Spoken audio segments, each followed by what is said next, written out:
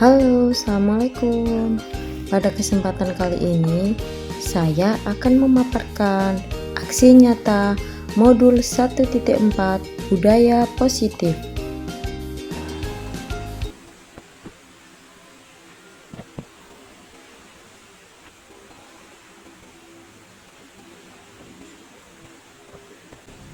Assalamualaikum warahmatullahi wabarakatuh.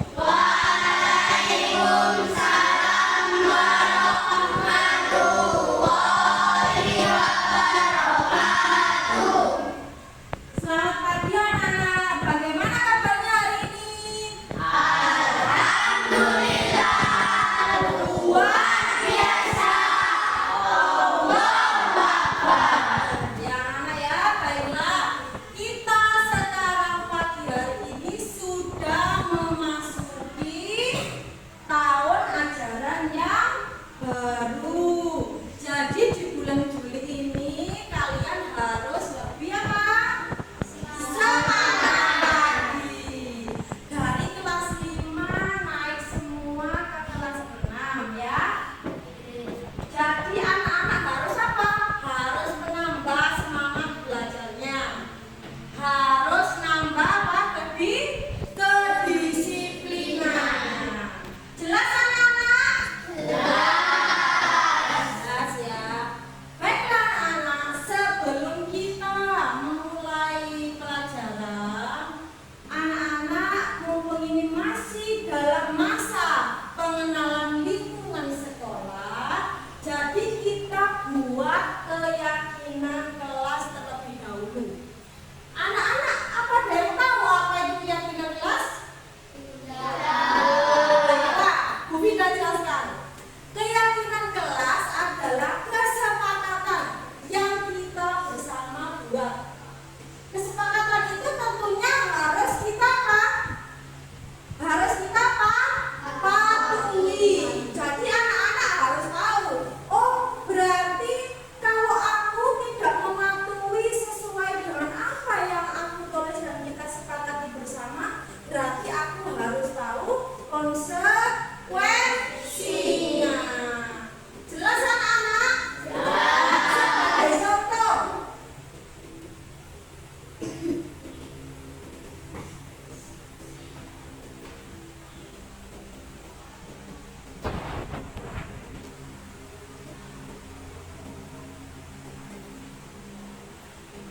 coba dibaca anak. Tiket setiap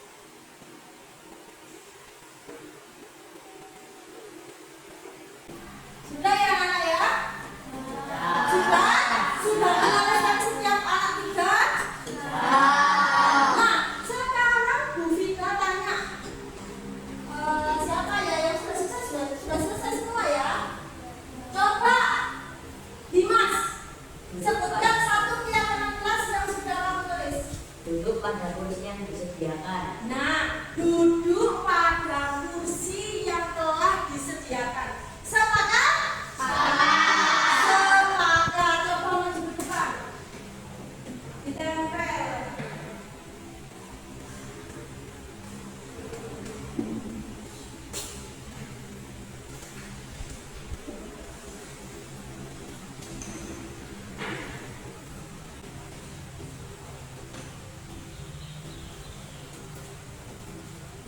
Ini satu contoh dari dimaksasi duduk pada kursi yang telah disediakan. Maksudnya bagaimana? Berarti anak-anak di dalam kelas harus duduk dengan rapi di mana?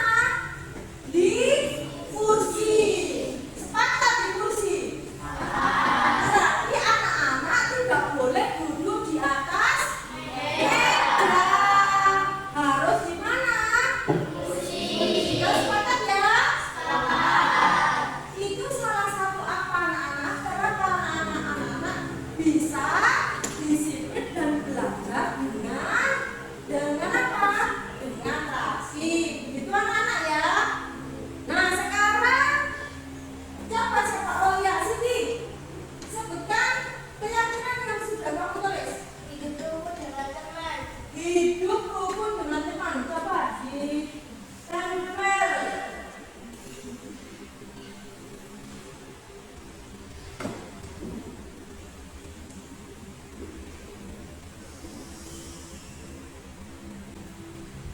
Nah, hidup rukun dengan teman.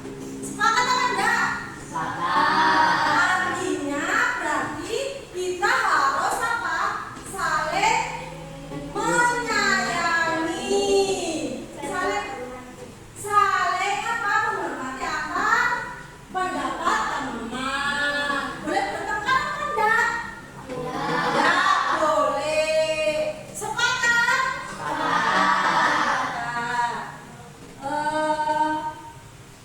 Siapa lagi nih? Kori sudah? Menghormati guru. Menghormati guru. Coba tempel di papan.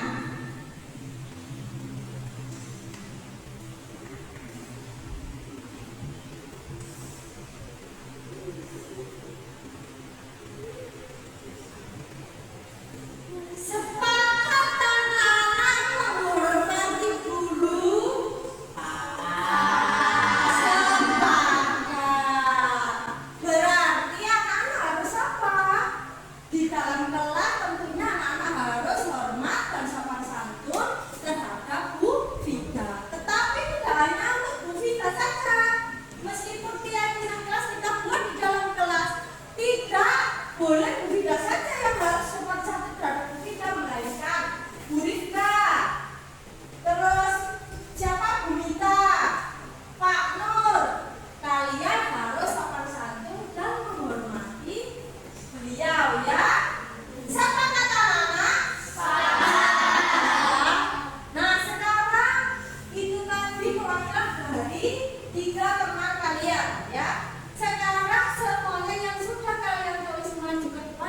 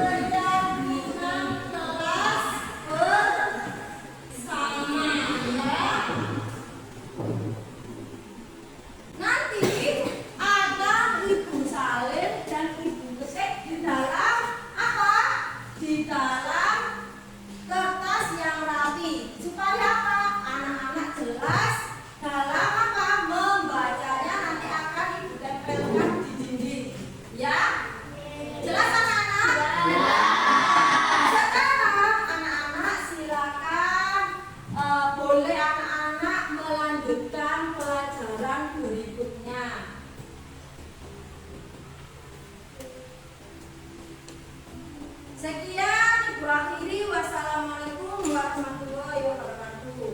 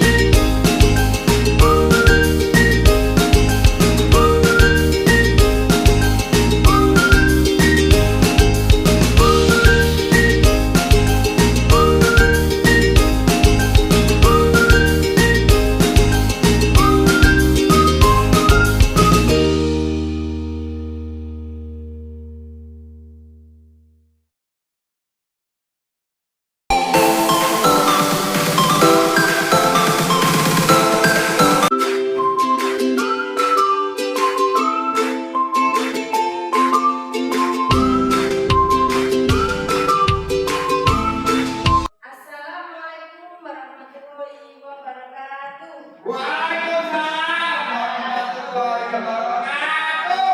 Alhamdulillah luar biasa sekali Bapak Ibu Guru SDN Lumon 2 yang kami hormati Bapak Nurkolis selaku Kepala Sekolah SDN Lumon 2, yang kami hormati pula Bapak Ibu Guru dan staf SDN Lumon 2 yang pada pagi hari ini saya ucapkan banyak terima kasih karena telah hadir di sini dalam diseminasi saya tentang budaya positif di sekolah.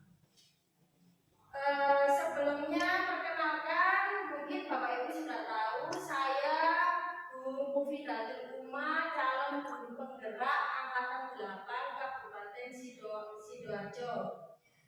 Pada pagi hari ini saya akan melakukan pengimbasan tentang materi budaya positif yang ada pada program pendidikan saya yang saya lakukan pada aksi nyata saya di modul 1.4. Nah, Bapak Ibu Guru sekalian, sebelum saya mulai pada pengimbasan materi budaya positif, saya mau bertanya kepada Bapak Ibu Guru sekalian. Yang pertama, hukuman dapat mendisiplinkan anak. Bapak Ibu Guru setuju apa enggak? Setuju apa betul? Setuju. Setuju ya. Terus yang kedua, pemberian hukuman dengan hal-hal positif seperti membaca, membersihkan halaman sekolah dapat meningkatkan disiplin anak. Setuju? Setuju. Yang ketiga, memberi penghargaan dapat meningkatkan motivasi belajar anak. Setuju? Setuju. Nah, ternyata Bapak Ibu Guru sekalian, selama ini kita keliru ya. Karena pada materi saya yang selama ini yang saya peroleh, yang pertama kita bahas ya. Yang pertama, hukuman dapat mendisiplinkan anak. Jadi anak-anak itu biasanya kita tahu akan takut kan?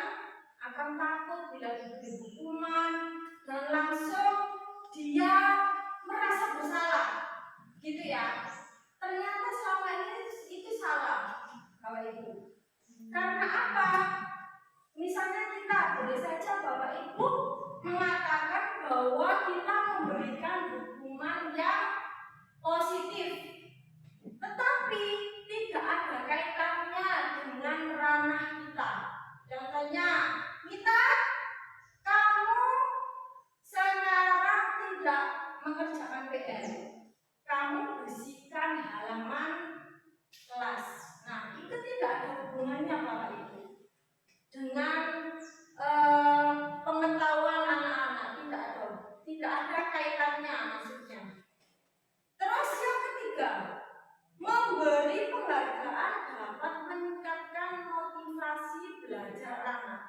itu pun juga keliru. Karena apa? Seperti halnya begini, saya contohkan, Firda, kamu nanti kalau ngerjakan PR, Bu Guru kasih hadiah, gitu ya. Nah, otomatis merasa apa ya? Ibaratnya jaga no, gitu ya. Jaga no gurunya, bahwa wah aku harus berlomba-lomba hanya ingin mendapatkan hadiah, gitu ya. Sudah jelas Bapak Ibu sampai sini sebelum saya masuk kepada materi budaya positif? Nah, dalam hal ini siapa yang dapat mengontrol anak didik kita atau kita sebagai guru? Misalnya anak didik kita dikontrol oleh guru, itu salah Bapak Ibu. Jadi yang dapat mengontrol anak didik kita ya mereka sendiri, atas dasar keyakinan yang telah dibuat mereka. Dirinya sendiri. Ya, benar. Nah, ini ada perubahan paradigma teori kontrol. Yang pertama, ilusi guru mengontrol murid. Memang itu hanyalah ilusi bahwa guru itu dapat mengontrol murid, melainkan harus dirinya sendiri. Yang kedua, ilusi bahwa kritik dapat menguatkan, membuat orang merasa bersalah, dapat menguatkan karakter. Itu pun juga hanya ilusi. Yang ketiga, ilusi bahwa semua penguatan positif efektif dan bermanfaat. Dan yang terakhir, ilusi bahwa orang dewasa memiliki hak untuk memaksa. Karena usia kita jauh di atas dari peserta didik kita. Tapi bukan berarti kita dapat mengontrol murid kita, gitu Bapak Ibu ya. Selanjutnya, nah, yang akan saya bahas pada materi pagi hari ini yaitu penerapan budaya positif melalui segitiga restitusi.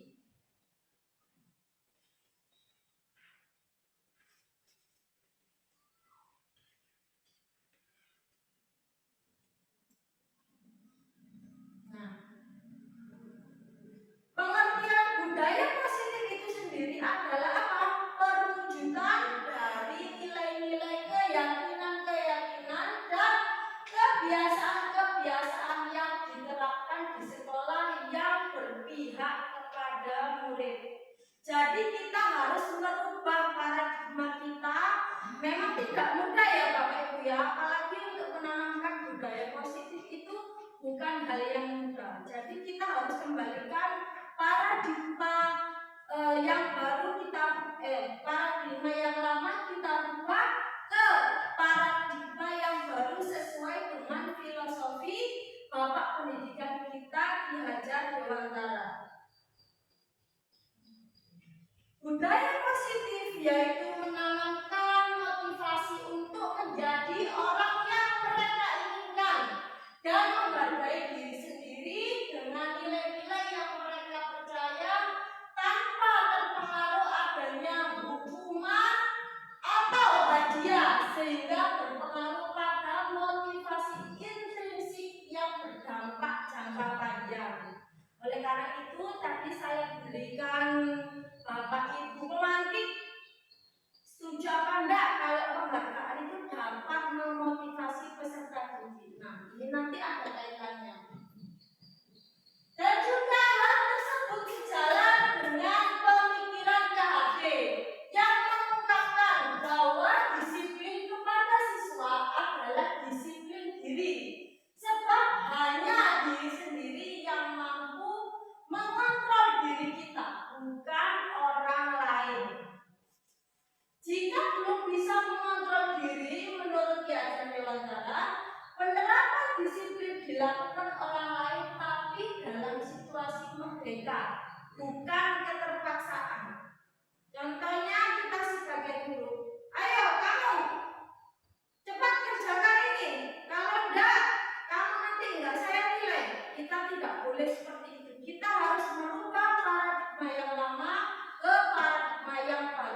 menghambat kepada peserta didik. Artinya siswa sendirilah yang menginginkan dirinya menaati peraturan sesuai dengan keyakinan universal atau keyakinan sekolah dan kelas. Tujuannya apa Bapak Ibu penerapan budaya positif ini? Yang pertama, menerapkan budaya positif di kelas ataupun di sekolah sehingga dapat menumbuhkan karakter baik pada siswa seperti mandiri, tanggung jawab, percaya diri, dan saling menghargai. Yang kedua, menguatkan peran sebagai guru melalui penerapan restitusi dalam menanamkan disiplin positif pada siswa. Dan yang ketiga, menjadi bekal pengalaman belajar bagi guru dan siswa seperti menunjukkan kepedulian, mengontrol diri sendiri dan orang lain, menjaga motivasi untuk semangat dalam mengikuti kegiatan pembelajaran. Disiplin positif yang tercipta dari motivasi intrinsik dapat melahirkan nilai kebajikan yang universal. Nilai kebajikan yang kita harapkan yaitu terlihat pada profil pelajar Pancasila. Nah, apa saja profil pelajar Pancasila? Tentunya Bapak Ibu guru sudah mengetahui. Yang pertama, beriman, bertakwa kepada Tuhan Yang Maha Esa dan berakhlak mulia. Yang kedua apa itu Bapak Ibu? Berkebinekaan global. Yang ketiga, gotong royong. Yang keempat, mandiri. Yang kelima, bernalar kritis. Dan keenam, kreatif. Nah, ada lagunya itu Bapak Ibu ya. Coba ya kita sama-sama. 1, 2, 3. Belajar Pancasila, beriman dan bertakwa pada Tuhan Yang Esa dan berakhlak mulia. Berkebinekaan global, gotong royong mandiri, kreatif dan bernalar kritis. Terima kasih. Nah, langkah awal yang dilakukan untuk menciptakan budaya positif adalah apa? Dengan membuat kesepakatan di dalam kelas. Dan di mana kesepakatan ini berisi aturan-aturan yang membantu guru dan siswa bekerja sama dalam membentuk kegiatan pembelajaran yang efektif. Jadi Bapak Ibu guru, kita contohkan di awal pembelajaran pada tahun ini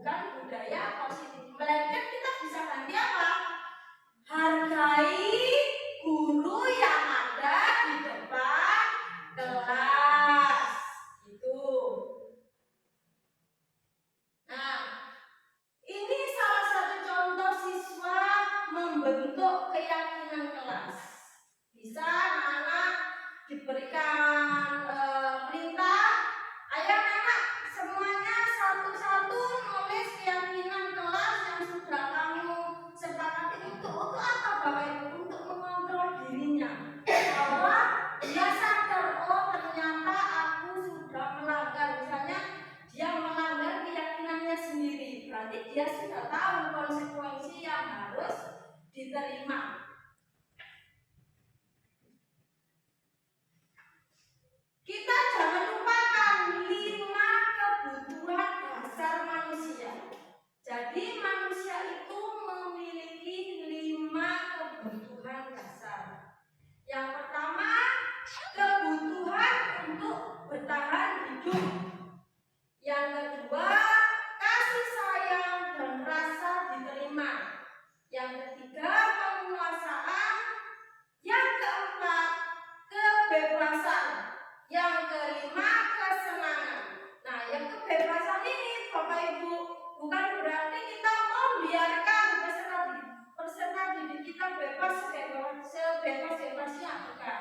Tetapi kita tetap mengontrol, maksudnya kita tetap memantau murid kita dan mengarahkan ke sikap yang lebih baik. Nah, setidaknya ada 5 posisi yang sering dipakai oleh guru. Yang pertama, penghukum, pembuat rasa bersalah, teman, pemantau, manajer. Nah, sekarang saya tanyakan kepada Bapak Ibu guru sekalian, selama ini Bapak Ibu guru ada di posisi kontrol yang mana? Bunita mungkin? 4, pemantau. Iya, Ufat apa? sama Pemantau. Nah, saya sendiri juga begitu. Sebelum saya menerima materi ini, saya cenderung sebagai penghukum. Ya, sebelum saya menjadi penghukum itu seperti ini. Anak-anak, kamu nggak mengerjakan PR. Sekarang kamu push up 5 kali. Nah, itu posisi sebagai penghukum. Yang kedua, pembuat rasa bersalah anak. Contohnya seperti ini. Ayo Ta, kamu mengerjakan PR. Kamu nggak kasihan Ta sama bu guru. Nanti kalau murid-murid banyak yang nggak mengerjakan PR, nanti guru yang dipantau oleh bapak kepala sekolah gitu. Nah, otomatis kan anak merasa bersalah. Dan sebagai teman, ini kata-katanya memang sopan, bahwa dia mengibaratkan siswanya itu sebagai seorang teman. Contohnya Rifka, ayo bantu bu guru ya untuk menaati peraturan atau untuk mengerjakan tugas-tugas gitu ya.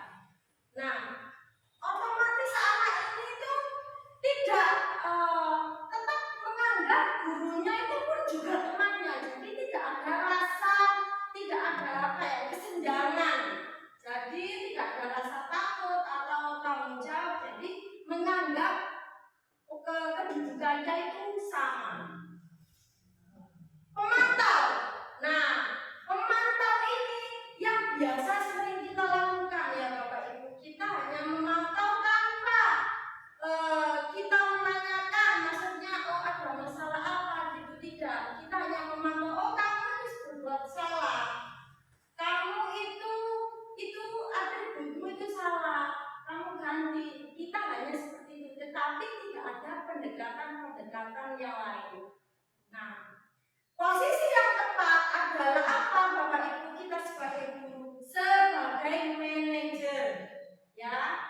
Sebagai manajer itu adalah posisi yang tepat karena kita juga misalnya anak berbuat salah, tidak hanya kita pantau aja, kita lakukan konseling kedua. Kenapa kamu melakukan ini? Apakah kamu tidak ingat dengan kesepakatan relasi yang kita buat seperti itu?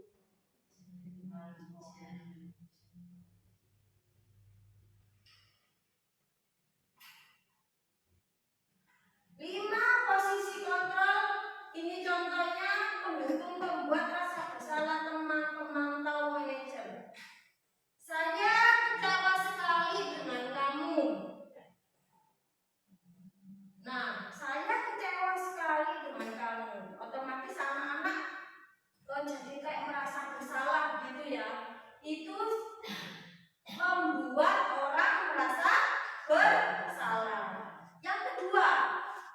pernyataan-pernyataan berikut. Kamu tidak pernah melakukannya. Itu apa? Menghukum. Yang ketiga, ayolah lakukan demi ibu bapak. Kira-kira apa bapak ibu? Sebagai apa? Sebagai teman. Ya. Nah, dan yang keempat, apakah kamu mau mendapatkan stiker bintang hari ini? Sebagai apa bapak ibu kira-kira? Kontrolnya sebagai apa? Pemantau saja, ya, hanya dipantau tapi tidak langsung terjun, maksudnya tidak langsung melakukan konseling. Yang kelima, bagaimana kamu bisa menyelesaikan masalah ini?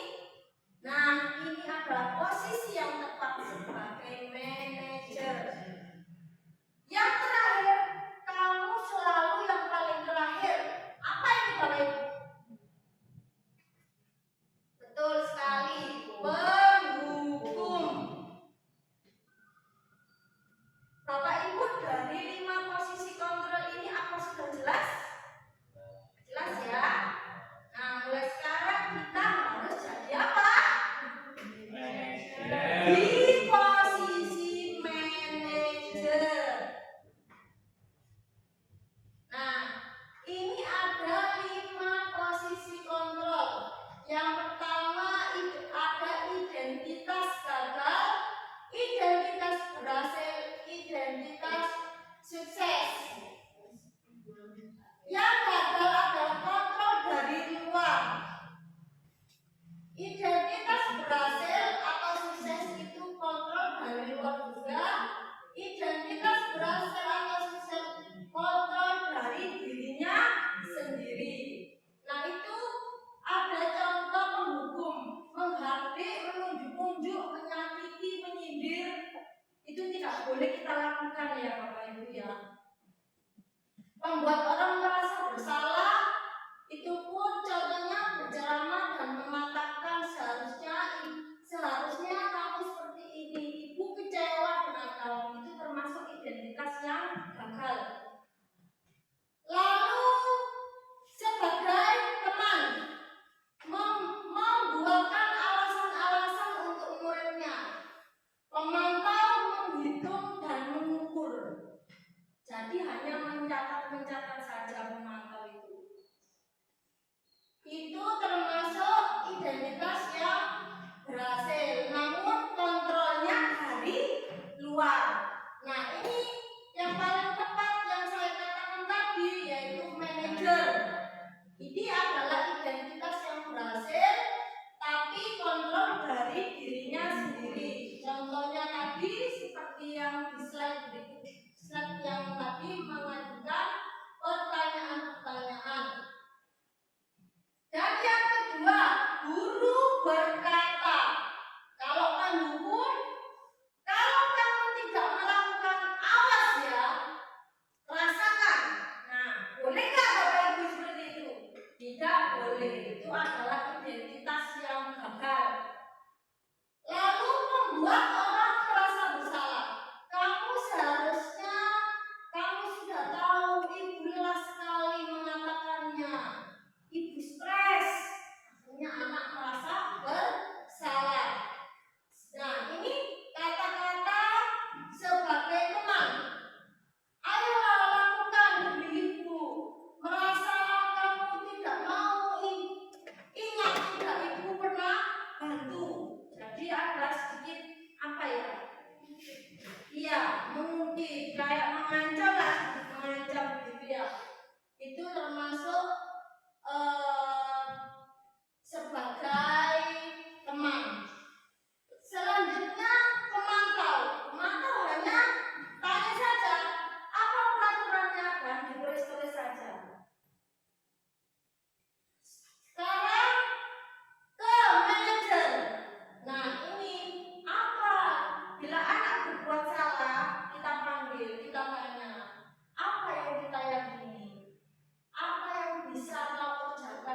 memperbaiki masalah ini. Berarti anak-anak sudah mengontrol dirinya sendiri. Oh, aku pernah mulai seperti ini. Berarti nanti aku harus tahu konsekuensi dari bapak ibuku. Lanjutnya, hasilnya yang diharapkan untuk penghukum memberontak menyalahkan orang lain, berbohong, itu nanti dampaknya kepada siswa kita. Membuat orang merasa bersalah, menyembunyikan, menyangkal, berbohong. Nah, teman akan terus apa? Ketergantungan karena merasa harus ada timbal balik. Sebagai pemantau, menyesuaikan diri bila hanya diawasi saja. Sebagai manajer, berarti kita menguatkan pribadi peserta didik. Nah, kaitannya dengan berkualitas itu apa, Bapak Ibu? Jika mendukung murid meletakkan guru di luar dunia yang berkualitas.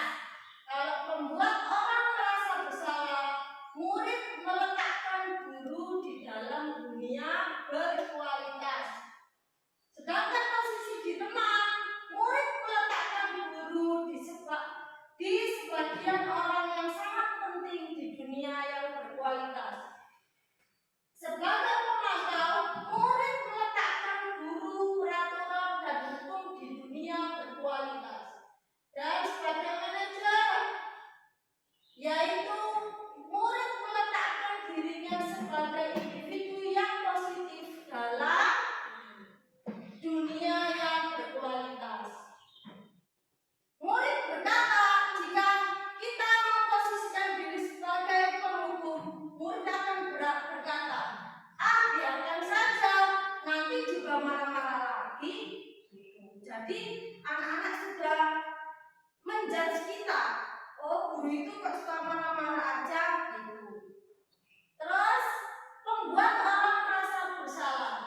Maafkan saya gitu. Jadi anak itu merasa sangat bersalah sekali jika guru memposisikan diri sebagai pembuat orang merasa bersalah.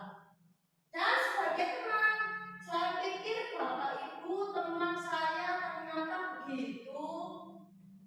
Memantau berapa banyak berita yang saya harus peroleh, berapa halaman yang harus saya tulis. Nah, ini tadi kita tidak boleh terlalu memberikan reward sebagai motivasi, itu tidak diperkenankan ya Bapak Ibu ya.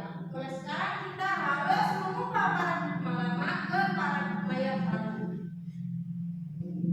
Dan yang untuk posisi manajer, nah kita tanyakan bagaimana caranya saya bisa memperbaiki keadaan. Otomatis nanti siswa akan ingat dengan keyakinan yang telah dibuatnya sendiri. Dampaknya pada murid apa? Kalau kita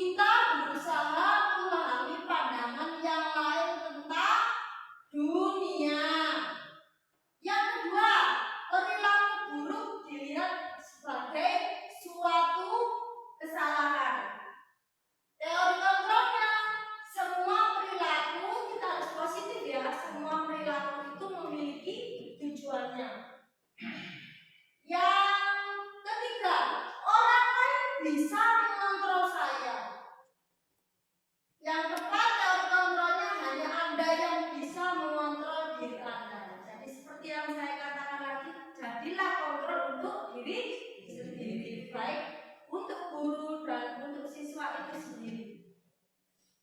Pemaksaan ada pada saat rujukan gagal.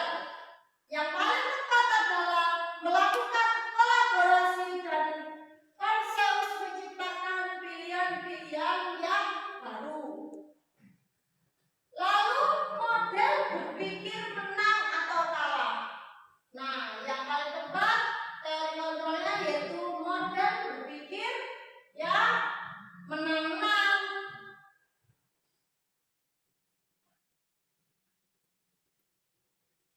Sehingga apa Bapak Ibu? Teori motivasi perilaku manusia. Sehingga tercipta apa? Motivasi secara eksternal. Yang pertama, untuk menghindari ketidaknyamanan atau hukuman apa yang terjadi apabila saya tidak melakukannya. Yang kedua, untuk mendapatkan imbalan dari orang lain atau institusi. Apa yang akan saya dapatkan apabila saya melakukannya. Dan yang ketiga, untuk menghargai diri sendiri. Berarti saya akan menjadi orang yang seperti apa yang saya melakukannya. Apabila saya melakukannya, itu adalah motivasi internal, tujuan dari disiplin positif. Jadi yang paling penting itu adalah unsur instinsif dalam diri kita.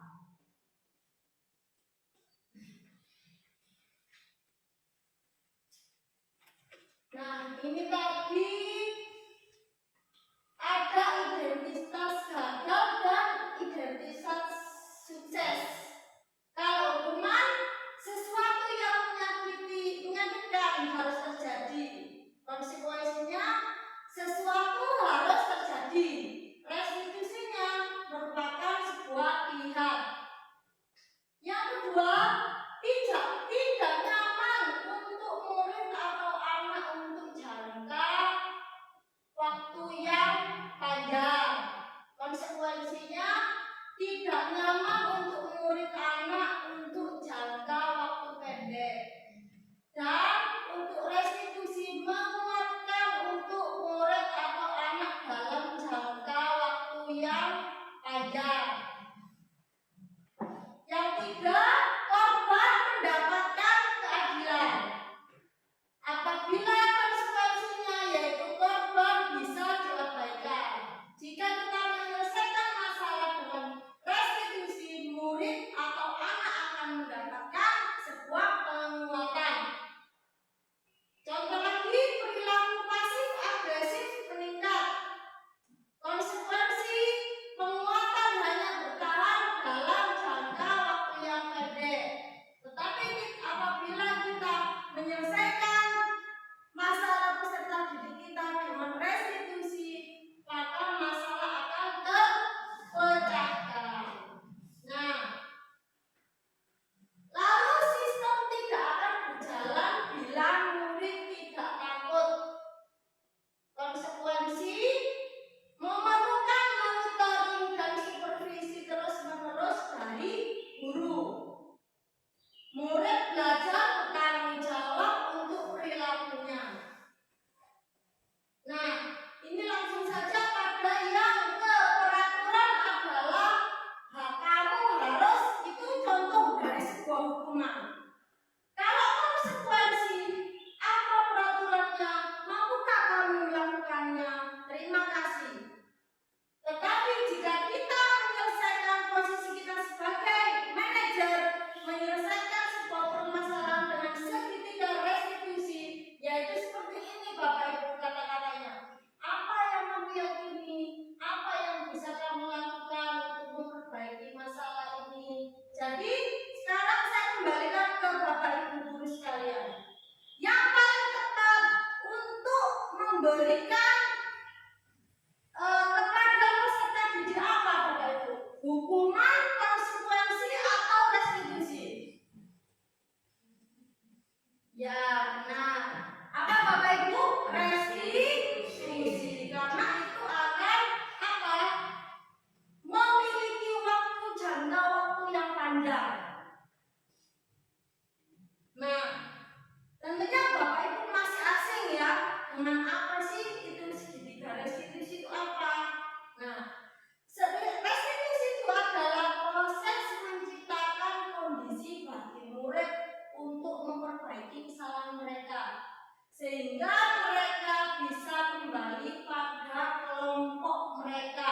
dengan karakter yang lebih kuat.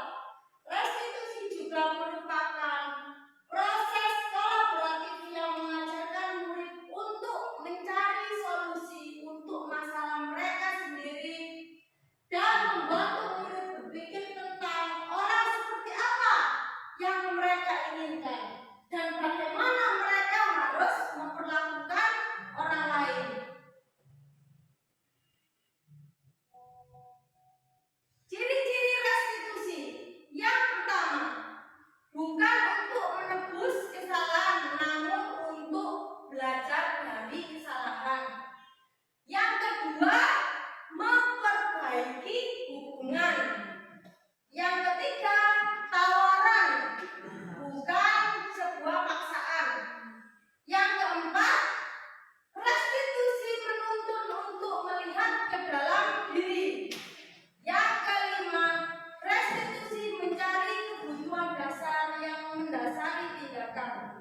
Yang keenam, restitusi diri adalah cara yang paling baik.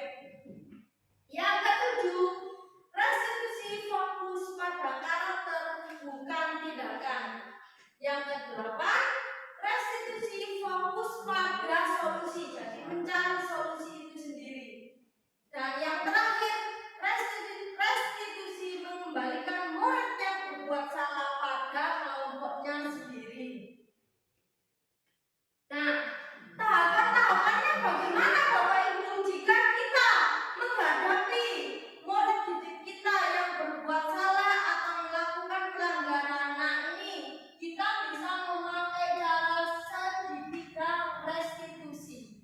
Ya, apa yang pertama dilakukannya Bapak Ibu?